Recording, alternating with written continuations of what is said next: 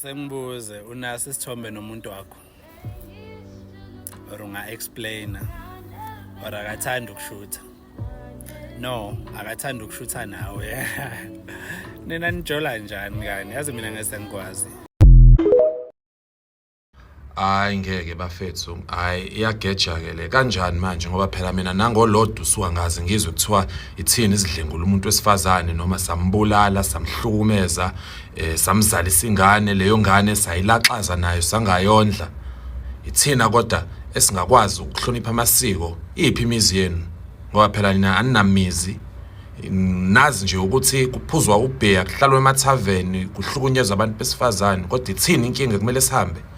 Hayi ngeke guys, hayi ayihlali kahle leyo. Ake sicabangisise nje futhi please. Sizobongiza mkhulu, sizodabana bukhoma njengoba naye esizosicwasa bukhoma. Ane ngeke ngizwe sizoseqwanga inkani ubona amawivu. Abafana sisazobalenqisa ngizwe.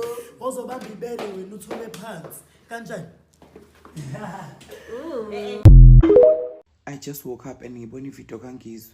Imani ke, okay but Ngizwe siyavuma sizohamba kodwa nginombuzo ophuthumayo. Uyakhumbula ngenkathi sihlangana nami eSlow Lounge eThekwini at the FNB Slow Lounge eThekwini earlier on this year? Do you remember what you did? Uthi ngikhumbuze but mhlawumbe usukhohliwe. Ababehlele eSlow Lounge bayongifakazela nabasebenza eSlow Lounge bayongifakazela. Wena ngathi ngihleli at the business desk ngisebenza with my MacBook, ngisebenza, I was finishing a document. You stood up about 5 times to try and get my attention.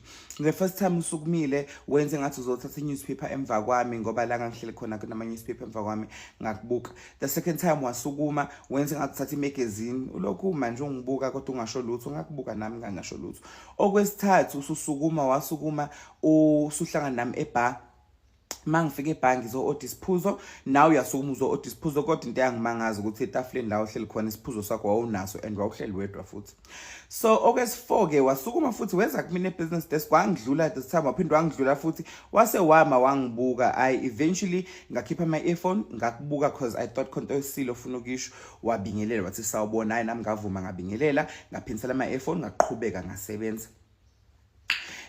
Okwesi-5 wabona ngoba sengiqoqa izikhwama zami sengifaka ilaptop ekhwameni sengidonsa nani suitcase wasukuma weza kumina. Your exact words were, how? Ngiyafisa kube ngilitholile ithuba lokukhuluma nawe. Hayi nami ngihleke ngithi hayi mhlawumbe nangelinye ilanga uthi hayi nangelinye ilanga impela nje uyokhuluma nami. Hayi nami ngihlekele ngisuke ngihambele. Ngangazi ukuthi kwakuyimpawu lezo zokuthi wena uyazonda ngoba nakho thina amagezi kukhona into esikwenza uyifile noma uzama upretenda engathi you didn't know you were talking to a man on that day. Ngangafake makeup and ngangashefile futhi netshebo nje eyikhona nje ivelele khona. Yebo ngangikhindile izinqa zibhekushuzela zibhekele. So wena wabona nini ukuthi amagezi are wrong? Wabona ngalolo suku lolo ngenkathi uzama ukuthola attention yami ungakwazi ngisho ukukhuluma nami noma mhlambe ubone manje? And yini le kwenze ukuthi ubone?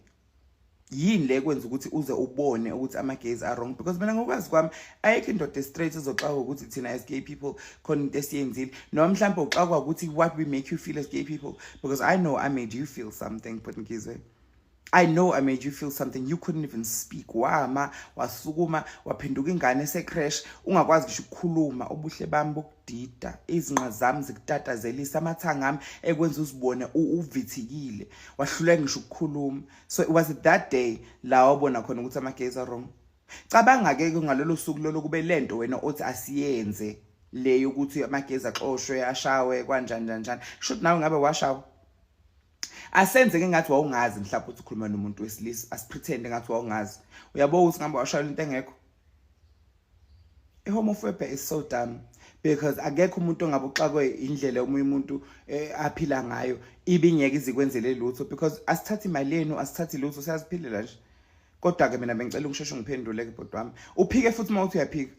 Usheshe uphike bhodwa wami mawuthi uyaphika. Khona nababe khona eFNB Slow Lounge nabasebenzi base FNB Slow Lounge bezofika bavume bathi hayi siyakhumbula impela ekwenza lokho Ngizwe tatazele ngathi tissue elenge bathroom yase rank. Yeah.